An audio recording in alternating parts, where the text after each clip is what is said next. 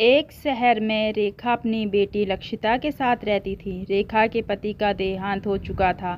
वह लोगों के घरों में काम करती थी। लक्षिता को ढंग से पढ़ाने के लिए रेखा दिन रात काम करती थी। लक्षिता भी पढ़ने में बहुत तेज थी।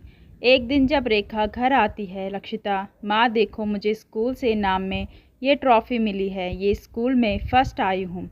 रेखा, बेटी, ऐसे ही मेहनत से पढ़ाई करती रहो। मेरा सपना है कि तू पढ़ लिख कर एक बड़ी अफसर बन जाए। लक्षिता, लेकिन माँ, मैं अभी केवल छठी क्लास में हूँ, उसमें तो बहुत समय लगेगा।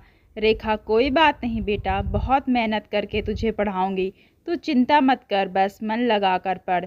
इसी तरह समय बीत रहा था। एक दिन रेखा अपने काम से वापस आ रही थी, तभी रास्ते में उसे एक लकड़ी का बक्सा पड़ा दिखा। पहले तो रेखा आगे बढ़ गई, लेकिन फिर उसने सोचा कि उस बक्से में कुछ चमक रहा है।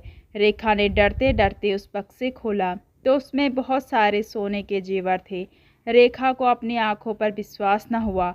वह इधर उधर देखने लगी, लेकिन वहाँ कोई नहीं था। रेखा बक्से को उठाकर घर ले आई। रेखा, देख बेटी, मुझे क्या मिला है, इतने सारे जेवर। अब हमें पैसे की कभी कोई कमी नहीं होगी।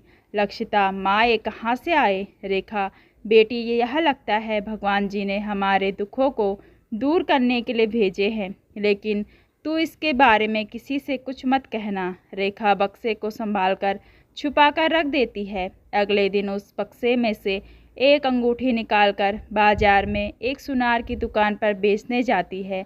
रेखा, भैया, मुझे यह अंगूठी बेचनी है। सुनार अंगूठी लेकर उसकी जांच करता है। फिर वह कहता है, सुनार, यह अंगूठी कहाँ से लाई हो? यह तो नकली है, इस पर केवल सोने का पानी है, अंदर तो सब पीतल ही पीतल है, इसके तो कोई 2 रुपए भी नहीं देगा। यह सुनकर रेखा परेशान हो गई।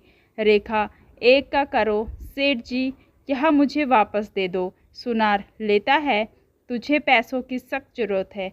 एक काम कर, मैं इस अंगूठी को तुझे 100 रुपये देता हूँ। रेखा पैसे लेकर घर आ जाती है। रेखा, भगवान ने हमारे साथ धोखा किया है, हमें नकली जेवर दे दिए, ये तो सब पित्तल है के हैं। वो तो सुनार ने तरस खाकर मुझे 100 रुपये दे दिए। लक्षिता बहुत चालाक थी, वह समझ गई कि सुनार ने मेरी सीधी माँ को बेवकूफ़ बनाया है। लक्षिता, माँ, तुम एक काम करो, सुनार के पास चलो, उससे 100 रुपये वापस लेकर अंगूठी वापस ले आते हैं। रेखा मना करती है, लेकिन लक्षिता उसे सुनार के पास दुकान पर पहुंच जाती है। रेखा, सेठ जी, वो अंगूठी मेरी सास की थी, वो अब झगड़ा कर रही है, आप अपने 100 रुपये ले लो और अंगूठी वापस कर दो। सुनार, अरे उस पीतल की अंगूठी का क्या करोगी? ये लो 100 रुपये और ले जा, मुझे तो अंगूठी की बनावट अच्छी लगी इसलिए रख ली, इसे देखकर मैं सोने की अंगूठी बनवा लूँगा। लक्षिता, नहीं सेठ जी, आप हमारी अंगूठी वापस कर दो, नहीं तो मेरी दादी यहीं आकर झगड़ा करेगी। सुनार बड़ी मुश्किल से अंगूठी वापस करता है। अंगूठी लेकर दोनों घर आ जाते हैं। रेखा, अच्छे भले 200 रुपये दे रहा था, ले लेती, इस पीतल की अंगूठी का क्या करेंगे, कोई 2 रुपये भी नहीं देगा। लक्षिता, आपको शायद पता नहीं, वो सुनार हमें बेवकूफ़ बना रहा था। मुझे लगता है ये अंगूठी सोने की है, मैं इसे कल स्कूल ले जाऊंगी, हमारी साइंस लैब में इसका पता लग जाएगा, मैं अपनी मैडम से इसे चेक करवा लूँगी। अगले दिन लक्षिता खुशी खुशी घर आई। शाम को जब रेखा वापस आई तो लक्षिता ने उसे बताया।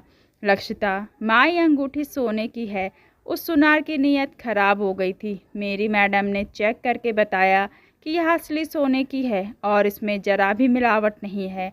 रेखा, लेकिन अब हम क्या करें, हमें तो कोई भी बेवकूफ़ बना देगा।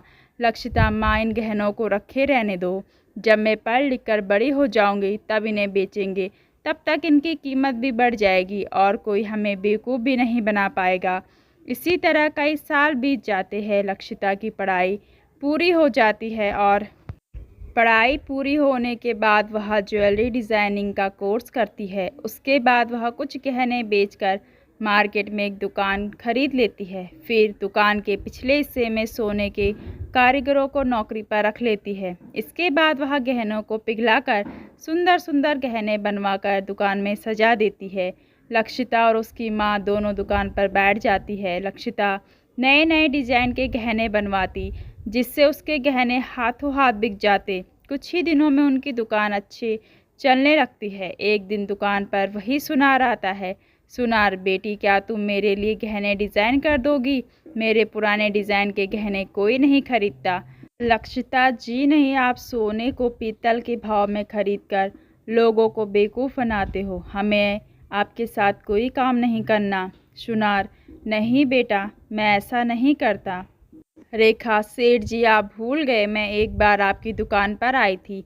फिर रेखा ने सारी बात बता दी। सुनार, बेटी मेरे से गलती हो गई, मुझे माफ़ कर दो, मेरा सारा धंधा चौपट हो गया। लक्षिता, नहीं आप चले जाइए। सुनार चुपचाप वापस चला जाता है। लक्षिता ने अपने काम को बहुत बढ़ा लिया। अब उसके शहर में कई शोरूम थे जहाँ नए नए डिज़ाइन के गहने बिकते थे।